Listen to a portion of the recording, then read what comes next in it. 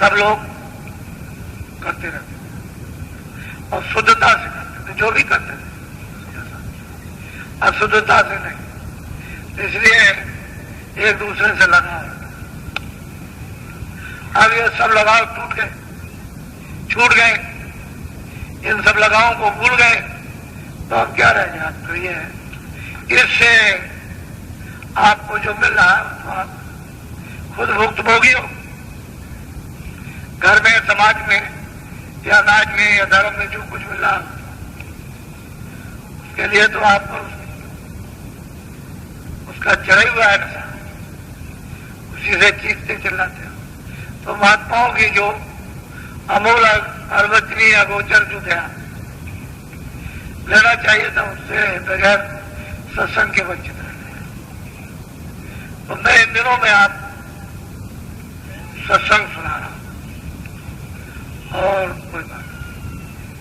वो मालिक जो अपने अपने मुकामों पर अपने अपने मंडलों का जो धनी है, स्वर्गलोक में, वैकुंठ लोक में 14 भवन, 14 तबक है, अपने अपने भवन अपने अपने लोक के अलग अलग राज करता है। वहां की रूहों को वहां के अपना अपना संभालते रहते हैं। इसी तरह से आद्या महाशक्ति अपने देश को संभालती है। जो भी वहां जीवात्माएं हुए उन सब की संभाल करते हैं। इसी तरह से निरंजन भगवान अपने धाम की रूहों की संभाल करते रहते हैं, बराबर निरंतर। इसी तरह से माया अपने देश में जो जीवात्मा है उनकी संभाल करती है। तो जो ब्रह्म है वो अपने धाम की संभाल करते रहते हैं, बराबर। इसी तरह से प्रकृति है वो अपने लोक की संभाल करती है, पुरुष अपने धाम की संभाल, अपने अपने धामों की संभाल करते रहते हैं निरंतर, बराबर। अब वो महापुरुष वो अगर ना आए वो तो कभी यहां आता नहीं। वैसे निरंजन भगवान भी यहां कभी नहीं आते, न वो ब्रह्म यहां आता, न वो पार ब्रह्म आता, न वो बाहर। तो सत्पुरुष तो आने का प्रश्न ही नहीं, वो तो वही रहते हैं, अपने ही देश में रहते हैं, इधर उधर में। अब यह है कि उनका जो बोध है,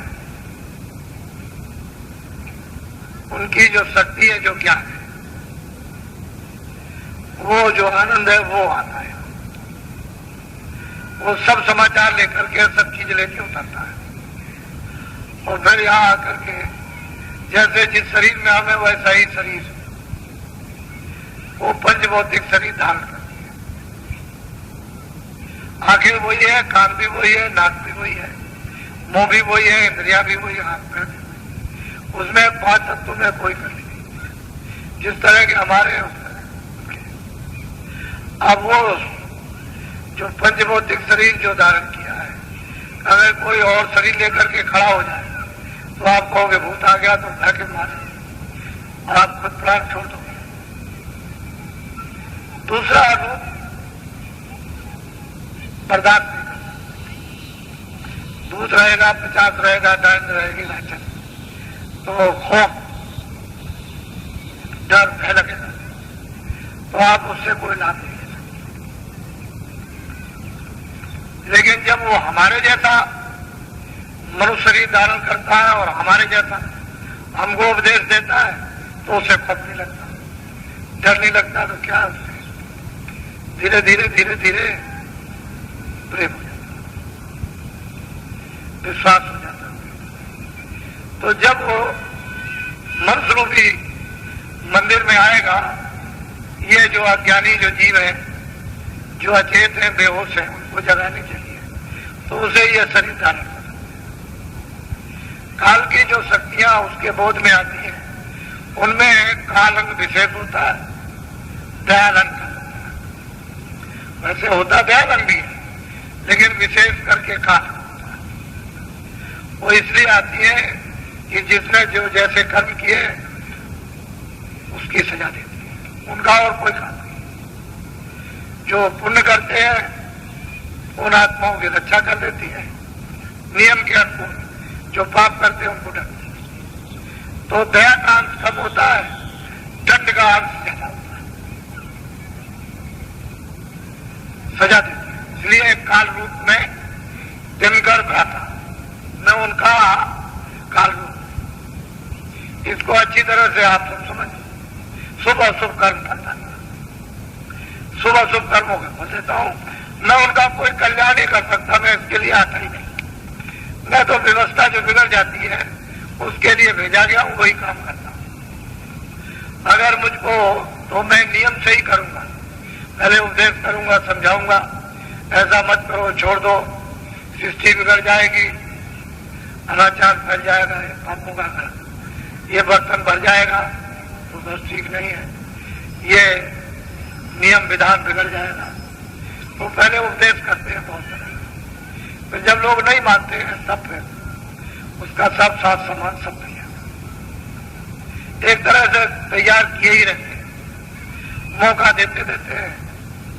तो इसका अलग अलग, तो अपने अपने मंडलावर्ती, अपने अपने मंडल से लोगों को भेजे। जब जैसी जिसको जरूरत हुई, स्वर्ग से काम चल जाएगा तो ब्रह्मा विष्णु महादेव इनको भेजे। अगर शक्ति लोग से काम चलेगा तो शक्ति अपने लोग से, निरंजन भगवान से अगर काम चलता तो उनके धाम से वो उसका अवतार किया।